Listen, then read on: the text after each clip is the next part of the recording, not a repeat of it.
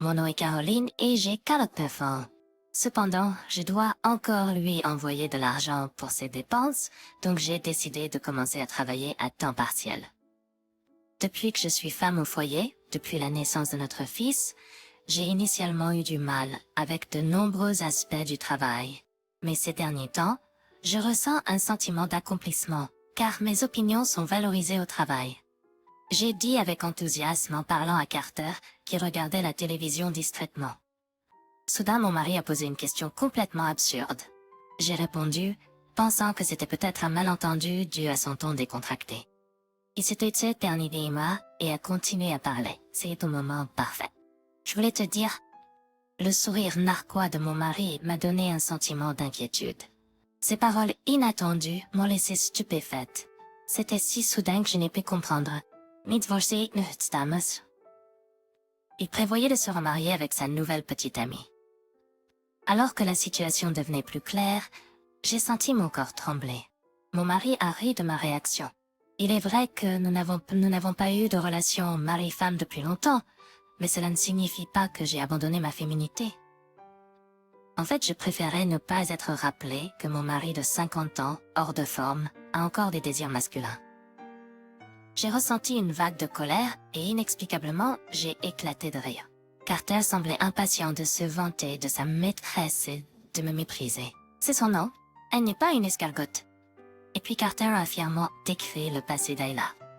Elle a la vingtaine, plus d'une décennie plus jeune que lui, et elle est enceinte de son enfant. De nos jours, les mariages avec une grande différence d'âge ne sont pas rares. Mais pour un parent avec un fils de presque 20 ans, d'avoir un enfant avec une femme qui n'est pas beaucoup plus âgée que son enfant, j'avais l'impression de devenir folle de dégoût. Dans la vie, tu as besoin d'amour, disait-il. Moi, Carter rapidement la langue roulée. Oh, donc c'est essentiellement de l'affection achetée avec de l'argent, hein?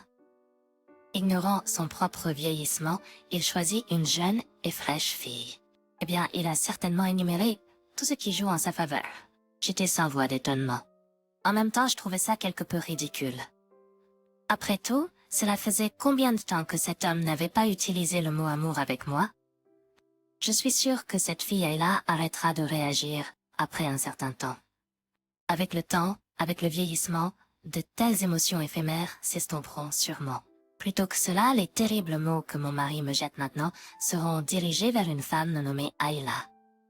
En y réfléchissant, j'ai géré toutes les tâches ménagères et la garde de l'enfant toute seule. Au lieu de me donner un coup de main, mon mari a commencé à me critiquer constamment, disant que je n'ai pas fait ceci ou cela. Même si c'était l'époque où de tels commentaires étaient considérés comme normaux, il n'y avait pas un seul mot d'amour ou de reconnaissance.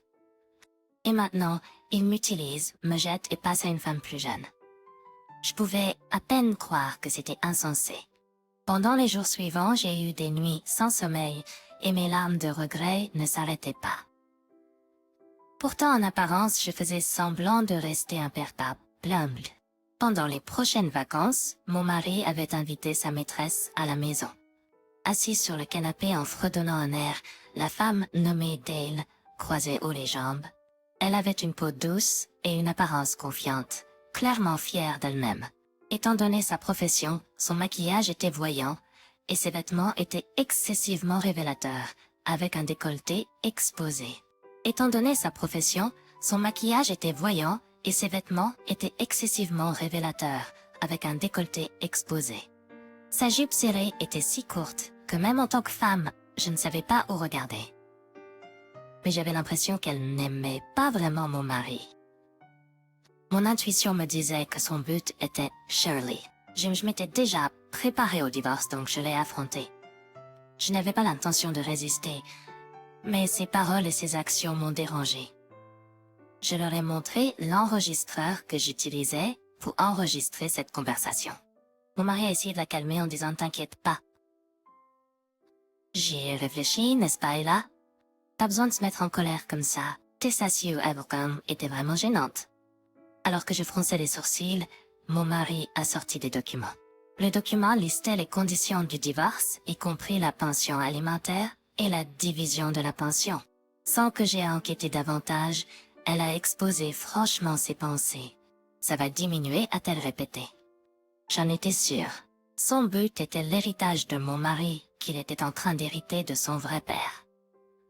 À ses yeux, le refus flagrant de sa femme semblait même mignon, alors qu'il essayait de la calmer. J'ai eu du mal à contenir ma colère. J'ai gardé ma réponse au minimum, et Carter, conscient que la conversation était enregistrée, a accepté les termes. Pendant l'échange avec mon mari, cette femme qui avait l'air ennuyée, nous a pressés de finir de remplir les papiers de divorce. En entendant cela, la femme, qui semblait prête à emménager immédiatement, a grogné avec mécontentement et a quitté à contre-cœur.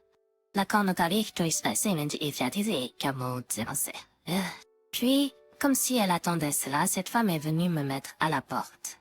La femme joyeuse a continué. J'ai remis à contre-cœur les clés de la porte d'entrée alors qu'elle sautait de joie. Sa réponse franche correspondait parfaitement à mes attentes. Carter me traite comme une princesse. Il n'est pas beau et un peu vieux, mais il dit qu'il m'achètera tout ce que je veux. Avec un soupir, j'ai quitté la maison où j'avais vécu pendant de nombreuses années. J'ai déménagé dans un dortoir d'une certaine université. J'ai été embauchée comme mère de dortoir résidente, ce qui est très rare de nos jours.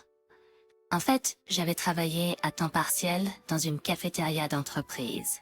Quand j'ai expliqué à mon employeur que je voulais prendre un nouveau départ après avoir quitté Carter et commencer ma propre vie ailleurs, mon patron, qui appréciait mon éthique de travail habituelle, a contacté le siège social.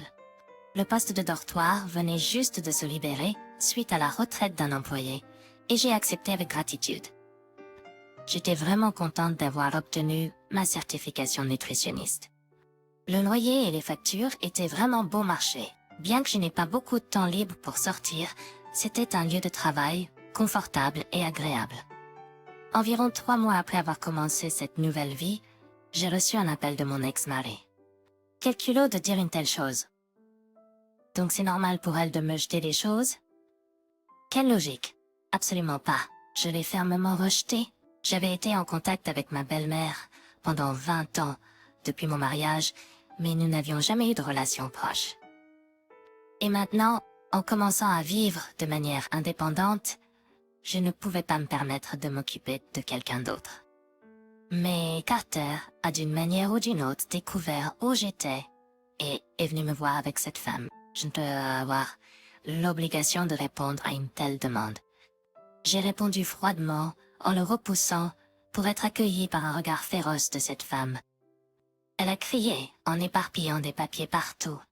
J'ai soupiré délibérément. En effet, lorsque je m'occupais des procédures d'héritage pour mon beau-père décédé, j'ai découvert qu'il avait une importante dette. Si c'était tout, renoncer à l'héritage aurait suffi. Cependant, Carter avait annulé le plan de téléphone portable de son père et vendu des ménagers et des bijoux pour de l'argent avant les procédures. Il y a une loi qui stipule que si vous gérez des biens, avant les procédures de renonciation à l'héritage, vous ne pouvez pas y renoncer. Et c'est exactement ce qui s'est passé. En conséquence, la dette est tombée entièrement sur Carter et cette femme. Carter a protesté, mais c'est exactement ce que je pense. Tu n'as pas demandé quand tu aurais dû le faire.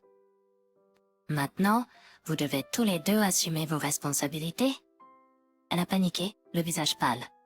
Et il s'est approché de moi de manière agressive, mais c'est pas mon problème.